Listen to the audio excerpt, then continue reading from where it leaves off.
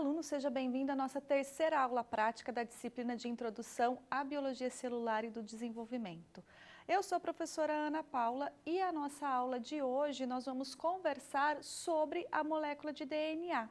Então, nós temos um procedimento proposto que nos auxilia na compreensão aí desses conceitos quando se referem a um material genético. Então, nós vamos realizar aqui nesse procedimento a extração do DNA ali de morango, né, de uma fruta, e que vai permitir então ser visualizado essa molécula como ela se apresenta ali nas suas características durante essas etapas que a gente vai realizar do mecanismo de extração do DNA. Então, vamos ver aqui quais são os nossos objetivos da aula de hoje. Então, nós temos como proposta compreender como ocorre aqui a extração do DNA e fazer a análise laboratorial. Então, a gente vai entender aí quais são as etapas necessárias para que essa extração ela seja realizada, então para que a gente consiga visualizar aí o DNA do material proposto e entender as etapas que nós temos aí durante esse processo de extração das etapas laboratoriais que nós precisamos observar e que acontecem durante a extração. Então, na nossa aula de hoje, a gente trabalha aí os conceitos associados ao material genético e a essa extração do DNA, de forma que nós possamos, então, fixar melhor esses conceitos e compreender, então, os conteúdos que nós já vimos na nossa aula prática. Então, nós vamos iniciar a nossa aula a partir do procedimento. Então, por que isso? Porque nós temos uma etapa que leva um período maior de tempo, nós temos que aguardar aí durante 30 minutos, mais ou menos, 30 a 40 minutos, e então durante esse período que nós aguardamos, nós fazemos então as discussões do conteúdo, né? Retomamos os conceitos que são necessários para a gente compreender o que está acontecendo ali com o DNA, como ele é formado, qual é a função dessa molécula e como então ele vai ser, a partir das etapas de extração, obtido. Então vamos aqui para o nosso procedimento. Então aqui no nosso procedimento, nós vamos então dividir em duas etapas. Nessa primeira etapa a gente vai esperar os 30 minutos e depois nós voltamos para fazer a visualização da molécula. Então, os alunos, né, deverão escolher aí ou morango ou banana, né? Nós temos a opção da banana porque em alguns lugares a fruta, ela já não tem, o morango já não está disponível. Então, vocês podem utilizar tanto morangos quanto bananas. Então, vamos utilizar 3 unidades, vamos remover aqui as folhas dos moranguinhos, deixando somente ali o peceu do fruto, né? Somente ali o corpo carnoso do morango. Então, nós vamos colocar esses morangos dentro de um saco do tipo Ziploc, aqueles sacos que têm fechos, né, que são aqueles sacos herméticos, e vamos macerá-los, né, até que a gente tenha uma pasta homogênea. Depois que nós fizermos esse primeiro processo, a gente vai transferir essa pasta para um becker. E no outro becker a gente vai preparar uma solução que a gente chama de solução de Lise, né? Que é a solução que vai romper ali as estruturas da membrana celular para liberar então o material genético. Então o que a gente vai utilizar em outro becker para a formação aqui dessa solução que a gente chama de solução de Lise?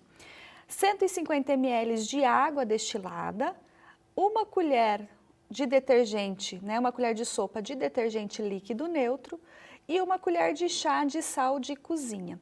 E nós vamos mexer ali com um bastão de vidro essa mistura, essa solução, mas de forma que nós não formemos espuma durante esse processo. Então a gente vai mexer em baixa velocidade para homogeneizar então essa solução, mas sem formar a espuma.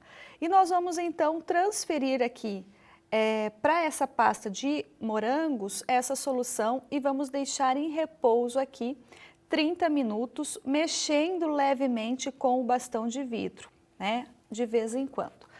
Então, essa é a primeira etapa do procedimento que nós vamos fazer. Então, nós vamos aqui para a nossa extração do DNA, para o nosso procedimento. E nesse procedimento, então, nessa primeira etapa, a gente vai formar aqui primeiro a solução de Lise e depois nós vamos, então, macerar os morangos. Então, aqui na nossa bancada, nós temos o material necessário para a nossa utilização. Vou colocar aqui ao lado o morango, por enquanto. E em um becker desse daqui, nós vamos então adicionar, né? 150 ml de água, então eu já deixei aqui medido o meu volume numa proveta. Então eu vou adicionar essa água aqui ao becker.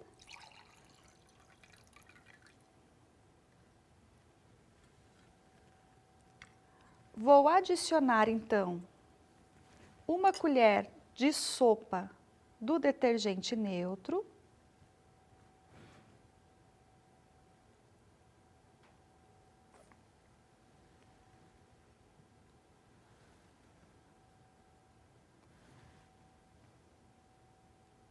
E vou adicionar aqui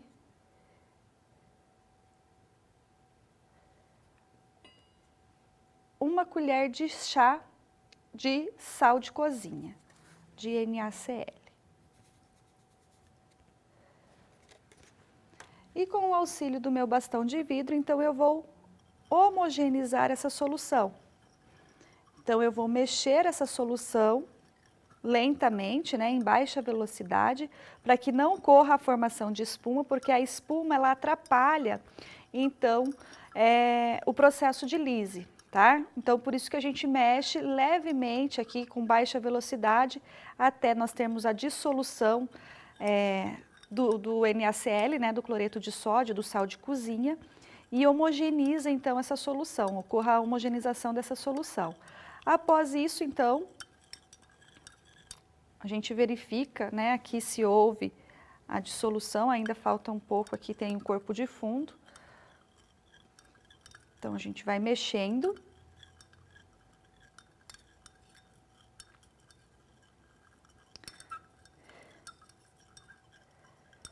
Então, nesse procedimento eu não estou usando luvas, não precisa fazer o uso de luvas.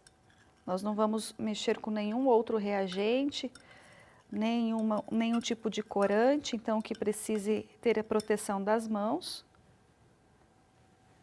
Então ainda eu tenho que mexer mais um pouco para fazer essa dissolução.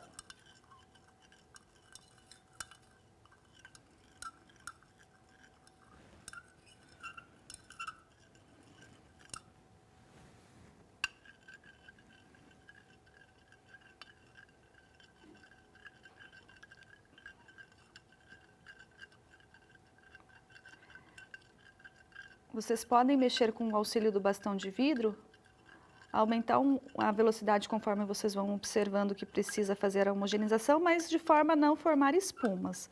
Então, olha só, se vocês observarem aqui o meu becker, eu estou até utilizando uma velocidade um pouco maior para dissolver aqui o NaCl, mas eu não tenho formação de espuma aqui na minha solução, certo?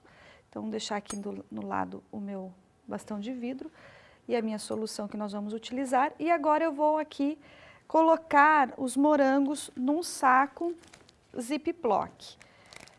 Eu vou aqui picar esses morangos, eu tenho aqui os meus morangos, olha, sem as folhas, né? Somente o peceu do fruto, só a parte carnosa do morango. Então eu vou picar aqui os 3 morangos, mas somente para facilitar aqui o processo de maceração. Então, vou picar aqui rapidinho. Pode fazer isso diretamente, mas se vocês tiverem aí o auxílio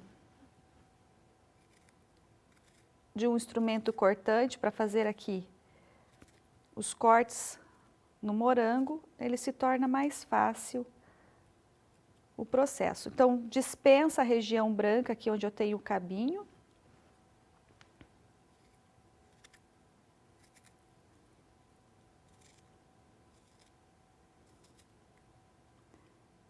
Essa etapa aqui que eu estou realizando não é necessário, viu, pessoal? Vocês podem colocar diretamente o morango aí dentro do saco Ziploc.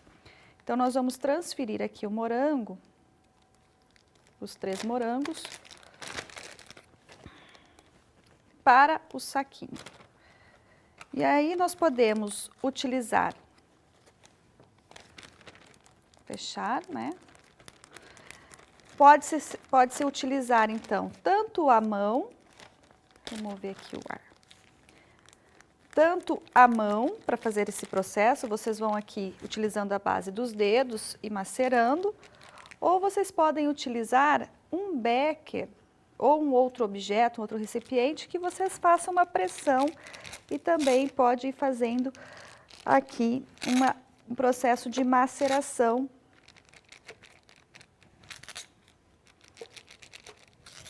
desses morangos, até formar uma pasta.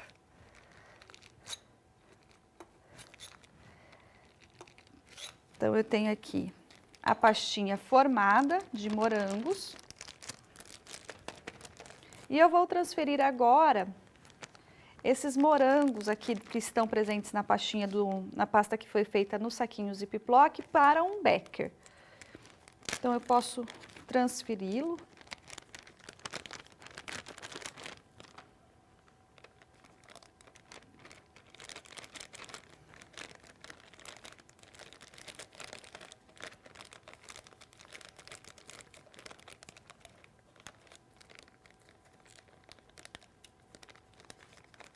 Vou utilizar aqui o cabo da colher para facilitar.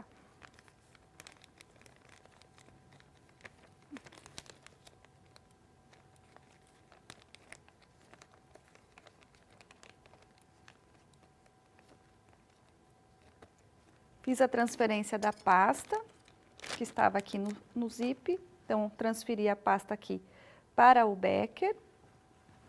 E agora eu vou adicionar a solução de Lise, que é a solução que nós preparamos aqui com a água, o detergente e o sal. Então, eu vou adicionar esse volume de 150 ml aqui à minha pasta.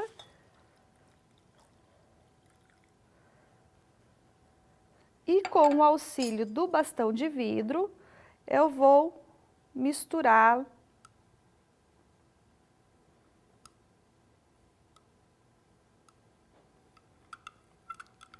a solução e a pasta.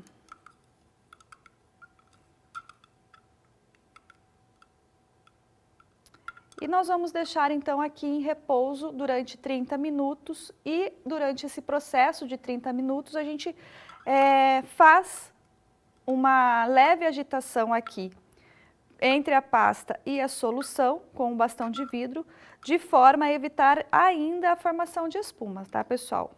Então, vamos deixar aqui em 30 minutos e aguardar os 30 minutos.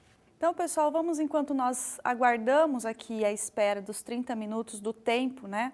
Ali para que a solução de Lise ela haja naquela pastinha que nós fizemos ali dos morangos, nós vamos relembrar e retomar aqui alguns conceitos que é importante para embasar depois as nossas discussões daquilo que aconteceu ali durante as etapas do procedimento da extração do DNA. Então, nós vamos retomar aqui alguns conceitos sobre o material genético, que é o DNA. Então, quando a gente fala de material genético, nós temos duas moléculas aí de ácidos nucleicos que estão associadas com as características de armazenamento da nossa informação e depois a leitura e formação, a formação da expressão, né, o resultado da expressão ali das informações que estão contidas dentro do DNA. Então, nós temos duas moléculas formadas aí dentro dos ácidos nucleicos, o DNA e o RNA. O DNA é responsável por carregar aí as nossas informações, então é onde estão os nossos genes, que vão ter aí as orientações para o funcionamento do nosso organismo. Então, nós temos cerca de 3.000 genes aí dentro do nosso material genético, distribuído aí ao longo, então, do nosso DNA, e que coordena diferentes funções aí dentro das nossas células, que mantém os organismos, então, em funcionamento. E esse material genético, ele tem essa função de armazenar informações em todos os seres vivos. Então, sejam eles procariontes ou sejam eles eucariontes, essa informação genética, essa codificação que é necessária para a formação das proteínas, né, que é o resultado da leitura dos nossos genes, estão contidas no DNA. E o RNA é a molécula que é formada a partir da leitura do DNA e que ela é utilizada então para a síntese de proteínas. Então, o produto final de todos os processos que envolvem o DNA e o RNA é a formação de proteínas. Então, nós temos os genes no DNA, esse DNA ele sofre um processo de transcrição para a formação do RNA mensageiro. Esse RNA mensageiro ele vai participar de um outro processo, que é o processo de tradução. E quando esse processo de tradução acontece, eu tenho a formação, então, das proteínas. Então, que é ali o resultado da leitura dos nossos genes. Então, esses dois ácidos nucleicos, né, esses dois materiais aí, nós temos dentro das nossas células. O DNA alojado dentro do envoltório nuclear, ali dentro do núcleo, nas células eucariontes, né? Então, o material genético em si, que vai ter ali a função de armazenar as nossas informações, é o DNA. O RNA é uma molécula formada a partir ali da leitura, então, desse material genético. E esse DNA ele está contido dentro do núcleo nos organismos eucariontes. Nos organismos que são procariontes, eu não tenho um envoltório nuclear, né? Como nós já vimos anteriormente aí quando estudamos as células procariontes, nós temos um DNA disperso no citoplasma. Então é o cromossomo bacteriano, né? O cromossomo que está ali presente naquela célula, que é um cromossomo que vai abrigar a maioria dos genes desses organismos, e estão dispersos no citoplasma, e ainda temos ali dentro dessas células os plasmídeos, que são então moléculas de DNA circulares que também abrigam genes que têm papel fundamental aí no desenvolvimento e na manutenção desses organismos no ambiente. Então, dentro das células procariontes, nós temos dois tipos de material genético. O cromossomo, né, o DNA principal, que é chamado de cromossomo bacteriano, e um DNA extracromossomal, que é o plasmídio, que é um DNA circular. Então, essas moléculas, né, essa informação genética está contida nessa molécula e que está aí localizada em diferentes regiões dentro das células procariontes e eucariontes. Quando nós pensamos em vírus, a gente sabe que vírus ele não é um organismo, ele não é considerado um organismo vivo dentro ali dos critérios que nós temos de classificação de seres vivos. Porque um dos critérios que torna essa classificação possível é que então esses indivíduos que são considerados seres vivos obrigatoriamente são formados por células. E os vírus, eles não têm todos os constituintes obrigatórios de uma célula, né? Eles não têm ali um citoplasma, eles não têm uma membrana plasmática como nós temos, eles têm um envoltório proteico e um material genético somente. Então, eles não têm organelas e eles utilizam-se de estar dentro de uma célula para realizar o seu metabolismo. Nós já conversamos sobre isso, existe uma grande discussão se há uma consideração de vírus serem seres vivos ou não, mas até então a gente ainda classifica eles como entidades biológicas, porque tem um material genético. E então, no caso dos vírus, o material genético deles que vai carregar a informação pode ser tanto o DNA quanto o RNA. Então, nessa entidade biológica, o RNA ele pode ter essa função de armazenar a informação genética ali daquela estrutura, né, daquele vírus, e pode utilizar essa informação, então, para codificar ali a formação das suas proteínas e manutenção dos vírus quando estão dentro das células, que são as hospedeiras, então, dessas entidades biológicas. Nas outras células, então, procariontes e eucariontes, o material genético é o DNA. Então, é ele que vai armazenar as nossas informações. Então, vamos aqui relembrar o que nós conversamos e que serve de base, então, para o nosso entendimento. Então, como eu comentei, né, e como a gente já sabe, o material genético, o DNA, ele fica abrigado aqui nessa estrutura, né, que nós chamamos de núcleo. E o núcleo, ele tem um envoltório nuclear, né? Então, eu tenho aqui um envelope nuclear. E esse envelope, ele tem a mesma constituição, né? A constituição dele é semelhante aqui à membrana plasmática das nossas células. Então, quando a gente fala em células eucariontes, nós temos várias estruturas que vão apresentar uma membrana celular. E, de forma geral, essa membrana celular, ela tem as mesmas características. Ela é uma membrana lipoproteica, que vai ter ali lipídios e proteínas presentes nessa membrana, e que aqui no caso do núcleo, ele tem ainda ali os poros, né, que vão servir de envio do RNA, que é formado aqui dentro do núcleo, para o citoplasma, né? Então, esse é um dos processos que envolve a transcrição e a tradução. Então, dentro aqui do núcleo está abrigado o material genético, as moléculas de DNA. E que a gente já viu que esse DNA ele pode ali, durante o processo de divisão celular, formar os cromossomos. Então, a gente já conhece essa estrutura que é formada durante a etapa de intérfase e que é fundamental para a divisão celular. Mas, de maneira geral, ele é uma molécula de dupla fita que vai ficar aqui distribuído dentro desse envelope. Ou aqui na região mais periférica, que é mais próxima à membrana, ou dentro, né, numa região mais central, que fica aqui mais próximo do nucleolo. O nucleolo, ele é formado basicamente por RNA. Então, o RNA que está presente nesse nucleolo, ele vai produzir RNA ribossômico e RNA transportador. O RNA mensageiro, ele é produzido a partir da transcrição da molécula de DNA. Então, dentro do núcleo eu tenho essas duas regiões, uma região que vai ser preenchida pelo DNA e uma região de nucleolo que é formada então por RNA.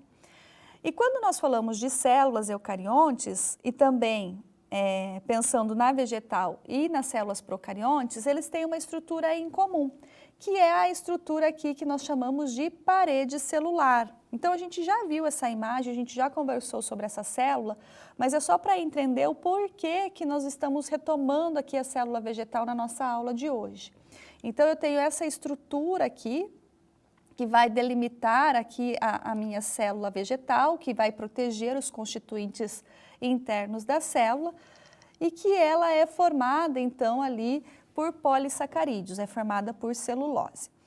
A parede celular nos vegetais, ela tem ali como função fazer a proteção, como eu disse, desses constituintes internos dessa célula.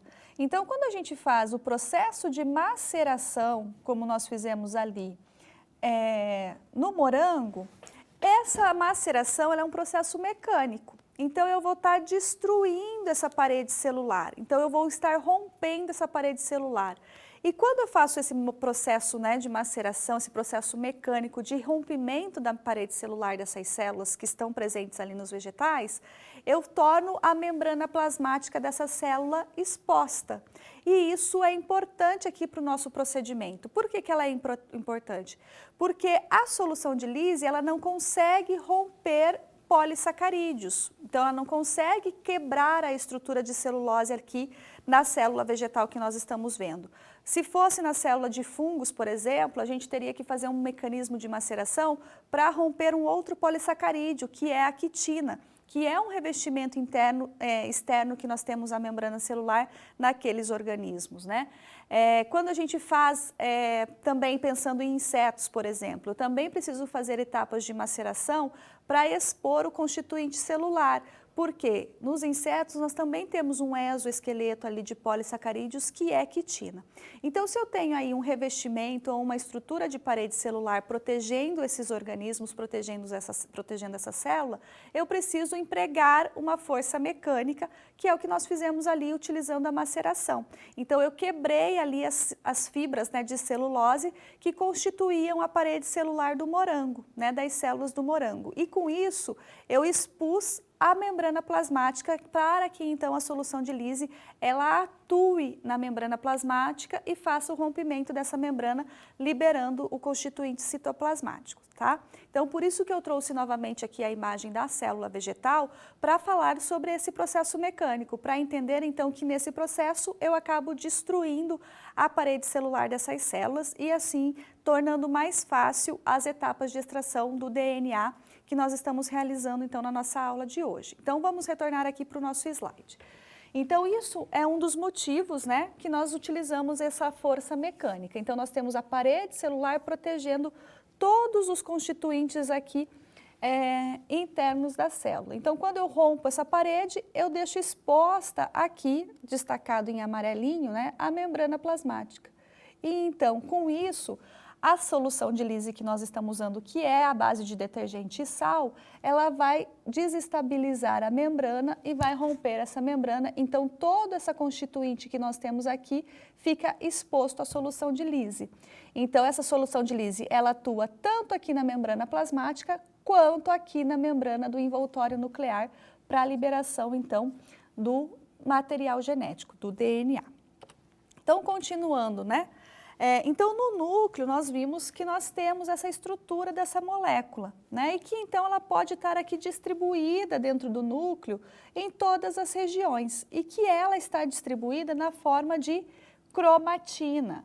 Então, quando nós não temos a forma de condensação da molécula de DNA, que é o cromossomo, esse DNA ele fica aqui distribuído mais relaxado, né, dentro do núcleo.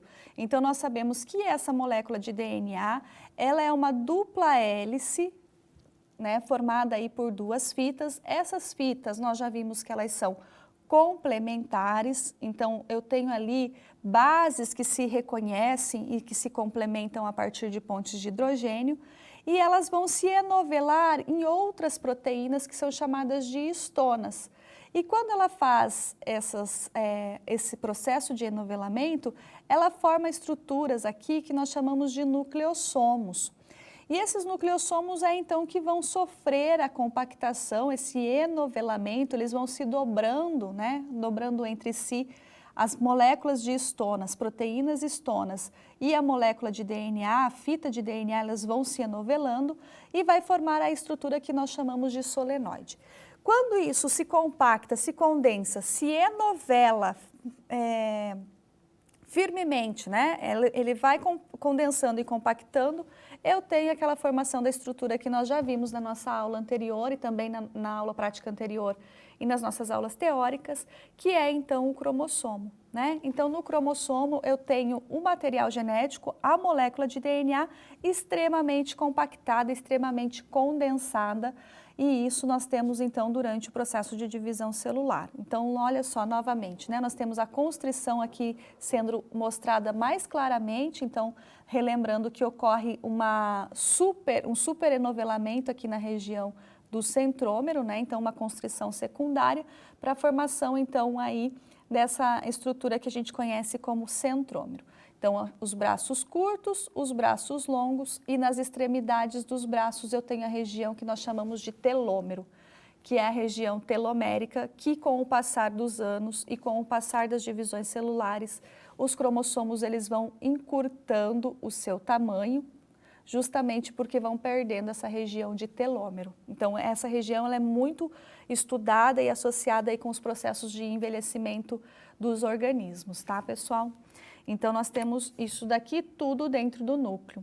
Então, essa membrana que nós temos aqui de envoltório nuclear, ela tem a constituição muito semelhante com a bicamada que nós temos envolvendo as nossas células, que é a membrana plasmática. Então, a solução de Lise, ela atua tanto na membrana plasmática quanto aí na membrana nuclear. Então, eu vou interromper um pouco aqui a nossa conversa para ir até aqui a nossa solução e, novamente, lentamente, bem vagarosamente, fazer aqui um movimento para misturar, então, a solução de Lise à nossa pasta de morangos.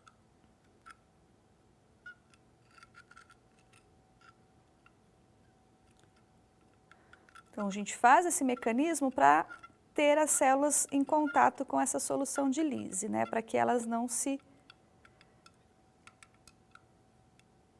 precipite e fique fora da solução de Lise, certo? Então, fiz aqui o movimento, deixo descansando novamente e vamos retornar aqui para a nossa conversa sobre a molécula de DNA.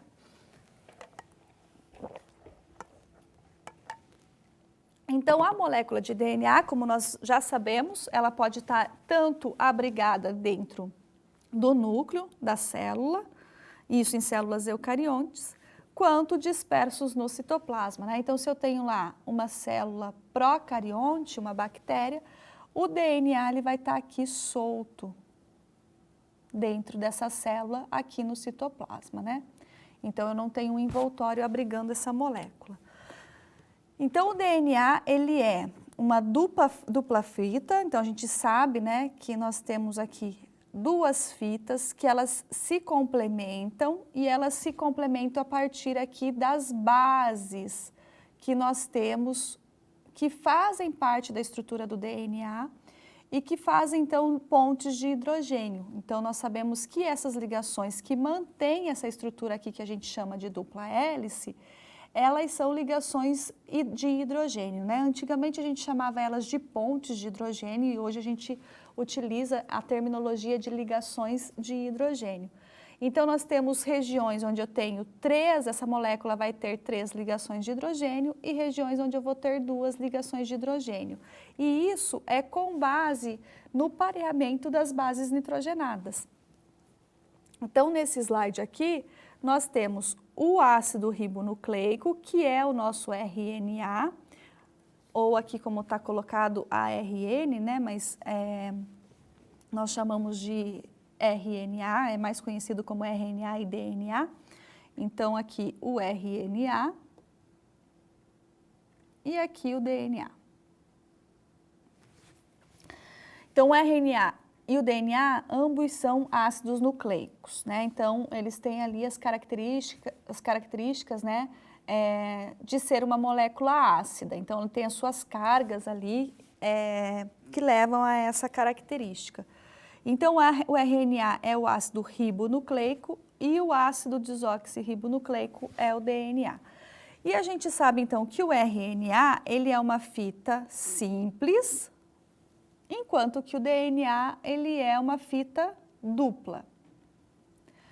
E essas duas estruturas, eles são formadas pelos nucleotídeos. Então, nós temos lá um fosfato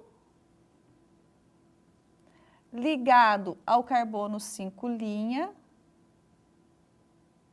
da pentose, que é ligado a uma base nitrogenada. Então, eu tenho isso daqui que é chamado de nucleotídeo, formando tanto o DNA quanto o RNA.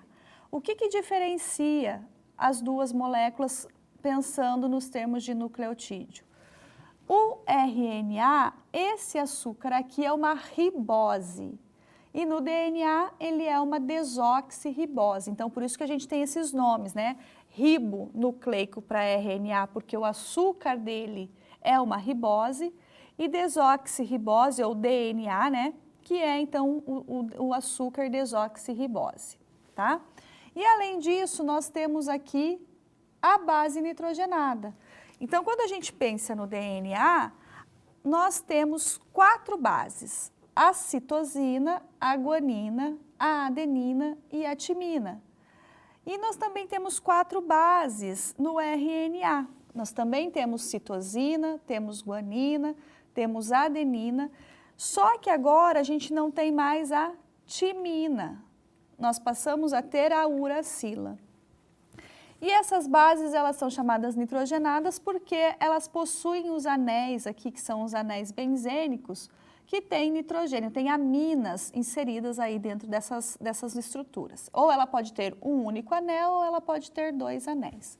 Então, quando a gente fala de complementariedade de bases, pensando nas moléculas de DNA, então, porque eu tenho essa estrutura para ser mantida, né, essa dupla fita aqui para ser mantida, eu tenho que citosina, ela vai se ligar por ligações de hidrogênio, vai complementar ou parear, que são as terminologias que vocês podem encontrar, com a guanina. E isso acontece por 3 ligações de hidrogênio. Então, essa base nitrogenada aqui, ela se liga com essa base nitrogenada aqui, através da interação, né, das interações entre as suas moléculas por ligações de hidrogênio. E a adenina, ela vai se ligar à timina através de ligações de hidrogênio, mas aqui são 2 ligações. Então, enquanto eu tenho 3 ligações aqui entre citosina e guanina, entre adenina e timina eu tenho 2, né? Então, a adenina vai se parear aqui com a timina. Então, isso mantém a estabilidade aqui da nossa molécula de DNA. Então, ela tem essa estrutura de dupla fita, que é mantida pelo pareamento dessas bases, e ela ainda tem essa característica de hélice, que ocorre, né, através das torções aqui da molécula, que é característico dessas ligações aqui que vão acontecer entre as bases nitrogenadas e a estrutura de fosfato e açúcar, fazendo com que ela tenha, então, essa característica de hélice que a gente conhece, tá? Se fosse não, né? Quando nós temos uma transcrição acontecendo, quando nós temos aqui a adenina presente, a adenina, para formar o RNA, ele é colocado como complementariedade à uracila, né? Então, isso a gente já viu lá no processo de transcrição também, só para recordar. Então, como que nós temos a evolução da estrutura do DNA? Então, a gente sabe que a partir de 1900 é que nós tivemos um grande salto dentro da genética. Que é quando nós tivemos ali a redescoberta dos trabalhos de Mendel.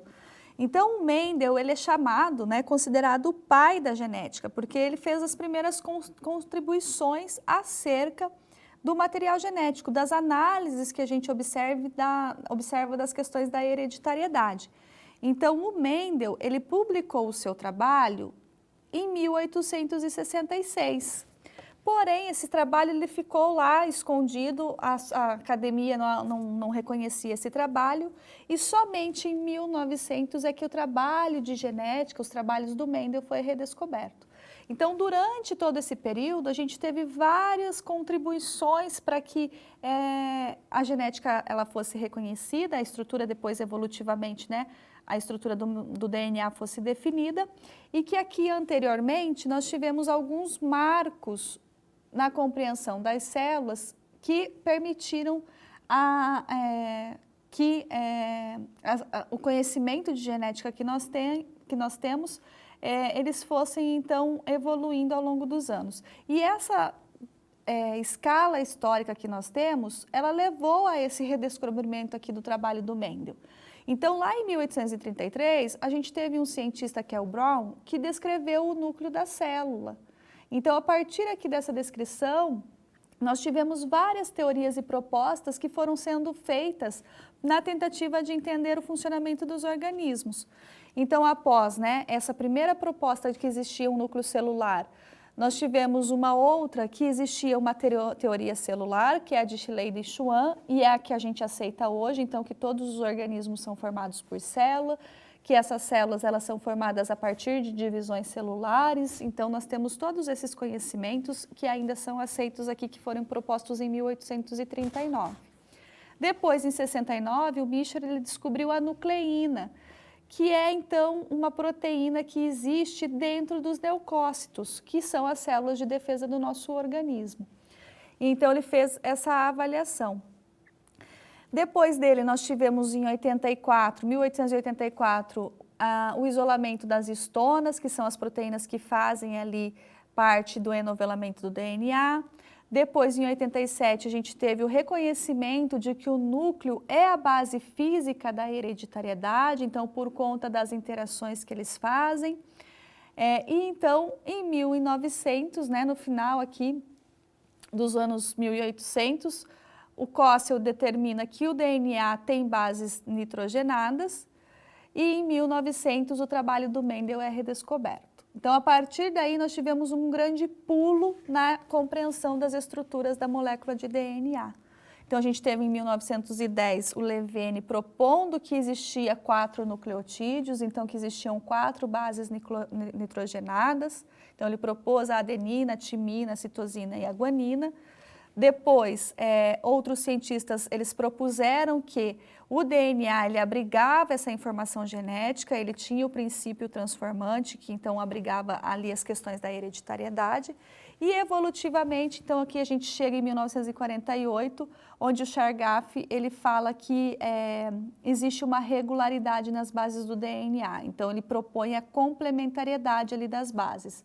Então, se eu tenho 50% de adenina, eu vou ter 50% de timina. Se eu tenho 50% de citosina, eu vou ter 50% de guanina, né? Então, falando da complementariedade.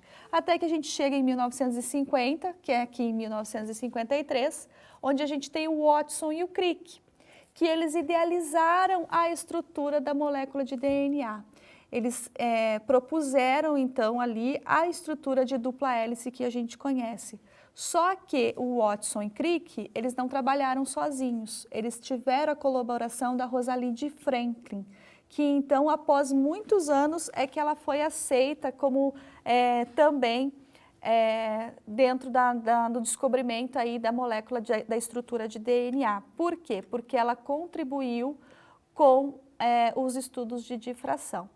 Então, esses cientistas aqui, né, a Rosalind com o Watson e o Crick e o Chargaff, né, eles propuseram, então tiveram uma grande importância aí no descobrimento da estrutura do DNA. Então, na análise química, né, quando eles analisaram a composição do DNA, eles estudaram diferentes aí organismos para fazer essa comparação. O Chargaff e os seus colaboradores, eles observaram essa questão da complementariedade. Então, que a concentração de timina ela é sempre igual à de adenina e que a concentração de citosina ela é sempre igual à de guanina. Então, que existia essa complementariedade das bases, né, através dessa constituição. E depois, nós tivemos, então, a definição aí da estrutura da molécula de DNA da dupla hélice através da difração do raio-x. Então, novamente, eu vou fazer aqui uma pausa dentro da nossa conversa e vou aqui, novamente, agitar levemente a minha solução de Lise com os meus morangos, né, que foram macerados. Então, eu agito aqui levemente.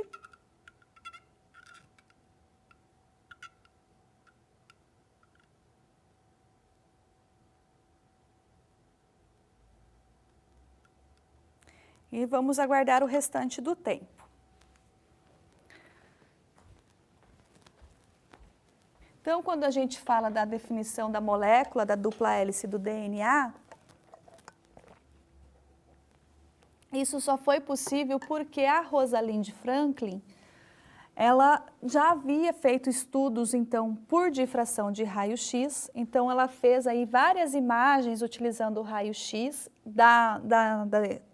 das estruturas, né, do DNA, e ela entendeu, então, que essa estrutura, essa imagem que é a imagem que foi publicada no artigo do Watson e Crick, nesse momento eles não atribuíram uma contribuição para a Rosalind Franklin, só depois que foi atribuído.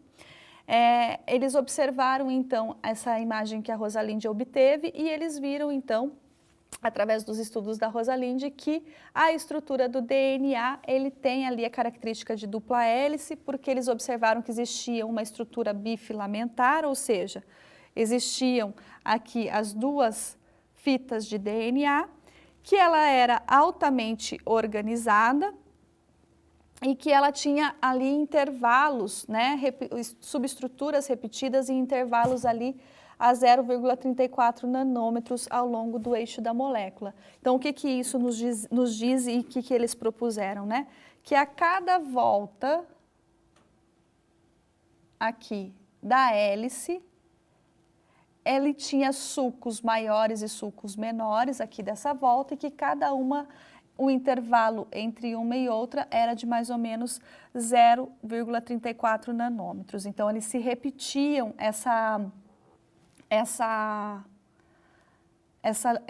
havia essa repetição, né, de intervalos da hélice. Então, por isso que eles disseram que o DNA, eles tinham, então, essa característica de dupla hélice, de uma fita, né, de uma molécula de dupla fita em forma de hélice, porque eles observaram que existia essa torção repetidamente ao longo da molécula. E isso foi possível, então, porque a gente teve aí os estudos de imagem a partir da difração dos raios-x, que a Rosalind e o Maurice Wilkins, eles trabalhavam em conjunto, eles haviam investigado e haviam determinado, tá? Então, foi a partir daí que a gente teve essa evolução na estrutura do DNA. Então, quando a gente fala daqui no nosso procedimento, então a gente conversou sobre a base, né? Nós retomamos aí alguns conceitos que a gente discutiu em sala de aula e agregamos aí alguns novos sobre a história da molécula do DNA. Então, a gente sabe que ele é responsável pela nossa informação genética, que ele vai estar ali armazenado dentro da célula, ou no citoplasma, ou no envoltório nuclear, dependendo do tipo celular que nós temos, e que é através das análises que nós temos aí dessas moléculas, é que a gente pode discutir quais genes estão presentes, como é a expressão desses genes, se eu tenho mutações nesses genes, porque eu posso ter ali, dentro dessa molécula, que é o DNA, variabilidade genética, né? Então ela pode apresentar aí diferentes bases aí constituindo a sua estrutura, isso em relação a organismos e de indivíduo em indivíduo dentro da mesma espécie, né? Então nós não somos, apesar de nós termos uma grande similaridade, nós somos aí organismos únicos porque nós podemos ter as nossas variações nessa molécula que é natural e que não influenciam nas nossas atividades aí das células para a manutenção do organismo. Então, nós vimos aí que essa estrutura, nós tivemos vários cientistas que ao longo do tempo foram contribuindo com seus conceitos até chegar ali ao Watson e Crick e depois, com o auxílio da Rosalind, a proposta então da estrutura que a gente conhece do DNA, que ele é uma molécula em hélice de dupla fita, né, que tem ali a complementariedade das suas bases, certo? Então agora a gente conversa sobre o que está acontecendo no nosso procedimento. Então nós vimos que foi necessária ali a maceração, porque eu tenho uma parede celular revestindo essa célula e eu preciso expor a minha membrana plasmática, né, para que ocorra então a lise dessa membrana e que o conteúdo citoplasmático ele seja exposto. Então vamos ver aqui quais são as etapas que nós temos ocorrendo durante a extração. Então, durante essa extração, nós temos 3 etapas para que ocorram, então, a liberação da molécula de DNA, que a gente obtém essa molécula. A primeira delas é, então, a da lise celular. Então, como a gente viu, a parede ela precisou ser removida mecanicamente para que essa membrana fosse exposta. Então, essa lise, ela atua rompendo a membrana plasmática, né? Então, liberando, removendo, ela desestabiliza a membrana. Então, a gente sabe que a membrana plasmática, ela tem ali, na sua constituição, os lipídios e proteínas, né? Então, ela é uma bicamada lipoproteica em todas as extensões. Isso na membrana que vai plasmática, né, que vai revestir todo o conteúdo celular, dentro das membranas que fazem parte do envoltório nuclear, ou até mesmo dentro das membranas que constituem as organelas, porque a gente sabe que nós temos ali organelas que são endomembranosas e aquelas que não são endomembranosas, mas que possuem membrana, como o cloroplasto e as mitocôndrias. Para cada um dessas extrações, muitas vezes a gente precisa utilizar aí outras soluções que vão expor, por exemplo, ali o material de organelas, como o cloroplasto e como a mitocôndrias, né? Mas de forma geral, a solução de lise, ela vem para desestabilizar a membrana plasmática. Então, ela acaba desestabilizando ali as moléculas de lipídios e proteínas e com isso eu tenho um rompimento. Em algumas partes dessa molécula, ela vai criando aí aberturas, fazendo com que ela se desintegre, né? Que ela desapareça ali da sua função de envolver aqueles constituintes. E quem faz isso na lise celular é o detergente, né? Porque o detergente é aquela substância, aquela solução, aquele composto, né? Que tem essa capacidade de romper ali os lipídios, né? Então ele consegue romper ali a estrutura da membrana plasmática. Então vamos aqui continuar. Então, o detergente, ele rompe aí as membranas devido, né, à natureza anfipática que existe aí nessas estruturas e que vão estar associado com a ação do detergente, né? Depois, a segunda etapa é a etapa que a gente fala de purificação do DNA. Então, nessa etapa de purificação do DNA, nós vamos remover os componentes celulares, então como proteínas, como organelas e os restos celulares. E isso aqui pode ser feito com a adição de uma protease, que é uma enzima que vai degradar proteínas, com acetato de sódio ou amônia, que é um sal que vai fazer a precipitação, ou fenolclorofórmio, né? Aqui no nosso caso, a gente está utilizando o sal, o cloreto de sódio, né? Então, é um sal que vai fazer precipitar todos esses restos celulares, né? Todo aquilo que estava dentro do citoplasma e que não é o que a gente vai, que não é o ponto do nosso foco, não é o nosso foco de atenção aqui, que é a molécula de DNA. Então, a gente pode, né, em laboratório, lançar mão de outros compostos para que isso aconteça. Então, é importante a gente entender que nós temos muitos protocolos para a extração de DNA e cada um é avaliado conforme a necessidade daquela célula. E depois a gente vai fazer a precipitação do DNA. Essa precipitação, ela é feita a partir da separação, né, ali do DNA e da remoção dos sais. E como que a gente faz isso, né? A gente pode fazer isso fisicamente, através de uma centrifugação, então usando ali a força centrífuga, e aí forma-se um pellet, e quando isso acontece eu preciso reidratar o DNA, e então eu tenho essa quarta etapa aqui acontecendo, e que então eu uso água ultra pura ou um tampão para fazer aí a reidratação e a solubilização desse DNA. Isso a gente faz muito em laboratório quando a gente precisa armazenar amostras, tá? Ou a gente precipita esse DNA, faz a remoção desses sais, utilizando então o etanol ou o isopropanol, de preferência aqui gelado, né? A gente deixa ele na geladeira. Mas aqui no nosso caso não é tão fundamental, tá? Então a gente faz essa separação da molécula do DNA a partir da remoção desses sais que foram utilizados então ali durante as etapas de extração e que também fazem parte da constituição da célula. Então a partir dessas etapas a gente consegue obter o DNA.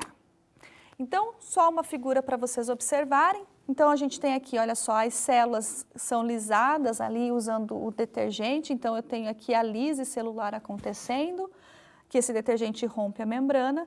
Depois eu posso tratar esses restos celulares aí com proteases, com RNases, se eu precisar de um DNA puro, por exemplo, para fazer alguma análise laboratorial, alguma PCR, algum processo de clonagem, eu preciso ter esse DNA íntegro e limpo, então ele não pode estar contaminado com proteínas nem com RNA. E então eu posso usar ali a centrífuga, né? Ou o caso aqui nosso, nós vamos utilizar o álcool para precipitação. Então aqui o sobrenadante ele vai conter o DNA e aqui ao fundo eu tenho os restos celulares. Então quando eu faço a precipitação com o etanol, esse DNA ele se torna, né, visível, porque aí eu tenho a liberação dessa molécula que é viscosa e a gente consegue fazer a observação, certo? Então, vamos aqui para a nossa etapa final do processo de extração. E agora, nessa etapa final, a gente aguardou, então, o tempo para que ocorresse a lise, então, das células. E nós vamos, com o auxílio de uma peneira, sobre um becker limpo, filtrar aqui a solução que nós misturamos ali com a pasta de morango. Depois nós vamos pegar 25 ml, né, ou menos até mesmo, pode ser menos, não precisa ser esse volume, 25 ml dessa solução filtrada e vamos colocar aí num tubo de ensaio e vamos adicionar o álcool. Então nós vamos colocar a proporção de 1 para 2. Então se eu coloco 25 ml da solução que eu filtrei, eu coloco 50 ml de álcool, sem misturar o álcool com a solução. Então a gente vai colocar o álcool escorrendo lentamente pela parede do tubo de ensaio. E nós vamos aguardar aqui cerca de 3 minutos, para que ocorra a precipitação do DNA e assim a gente visualizar o material no tubo de ensaio, certo? Então vamos aqui para essa etapa final.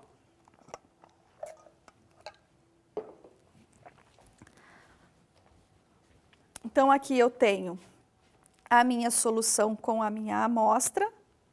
Eu vou então peneirar aqui a minha solução, vou utilizar aqui com o auxílio de uma peneira, eu vou separar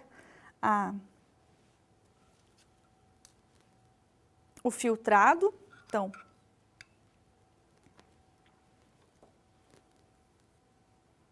eu verto aqui a solução que está no becker, transferindo a solução então para um becker limpo.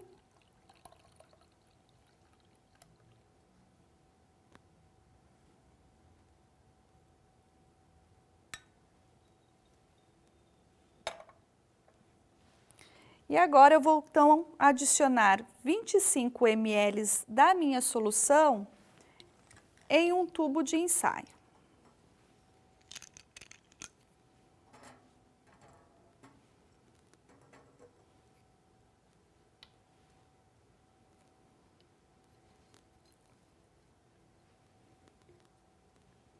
Então, vou utilizar aqui a proveta para medir.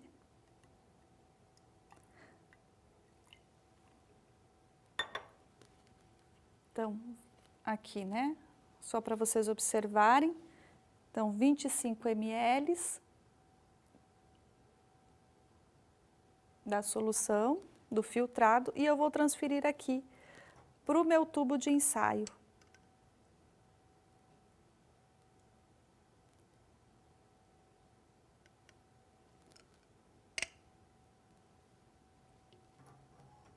E agora, eu vou então usar o álcool, né, o etanol.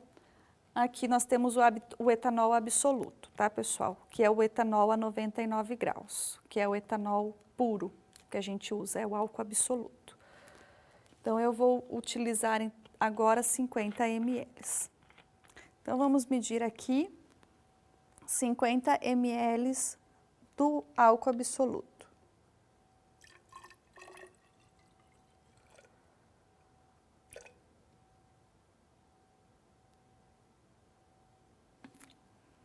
E agora a gente vai inverter, adicionar esse álcool pela parede do tubo. A gente não pode despejar diretamente. Então, a gente inverte utilizando a parede aqui do tubo, tá? Então, aproximo aqui a minha proveta.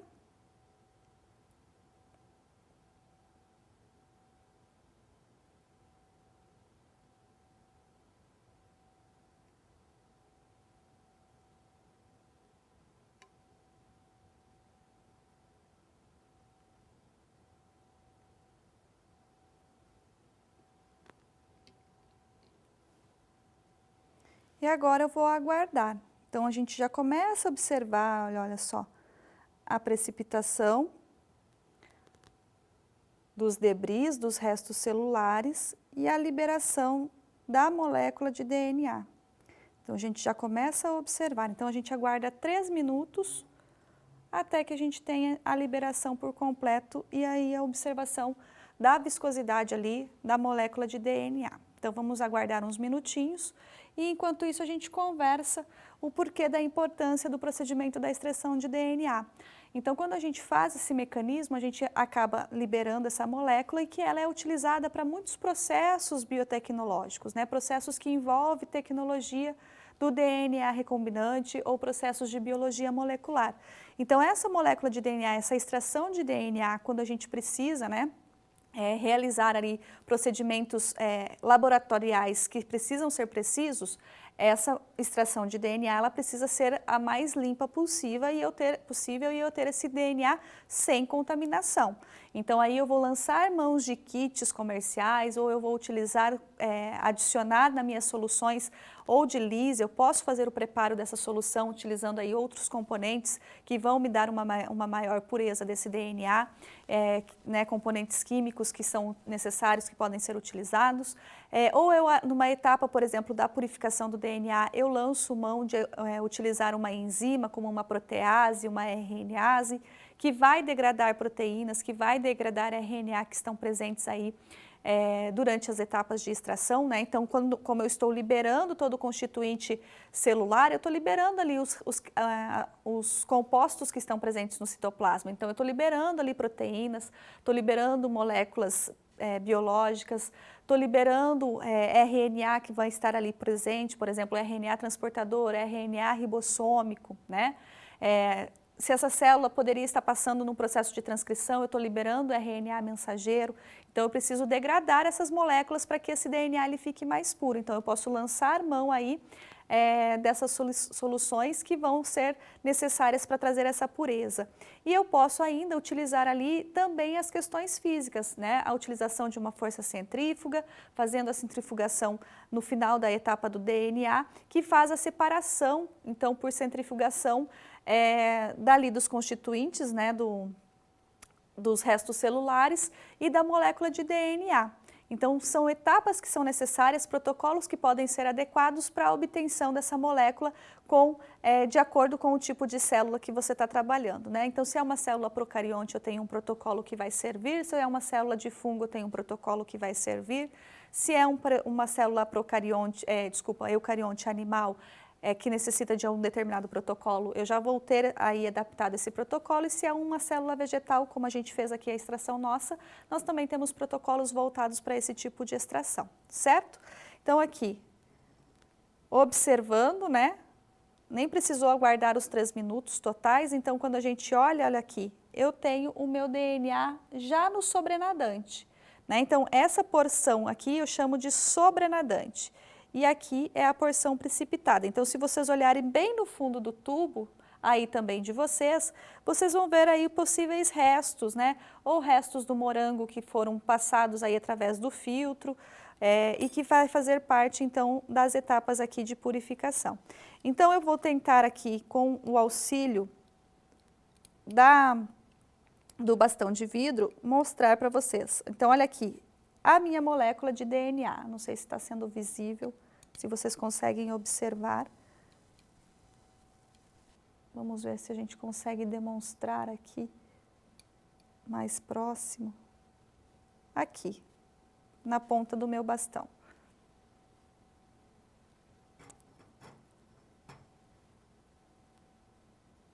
Então, olha aqui, a molécula de DNA liberada. Certo? Então, dessa forma, a gente obteve aí o procedimento, né, o resultado do procedimento da nossa extração. Vou devolver ela aqui ao álcool, ao tubo, para a gente finalizar a nossa aula de hoje. Então, na nossa aula de hoje, nós fizemos o procedimento de extração de DNA, né, para ilustrar aí as nossas discussões sobre a molécula que abriga as nossas informações genéticas, que é, então, o ácido desoxirribonucleico. Então, aqui a gente vai finalizando a nossa aula prática de hoje, as nossas discussões sobre a molécula de DNA, e eu espero vocês para a nossa próxima aula prática. Até lá!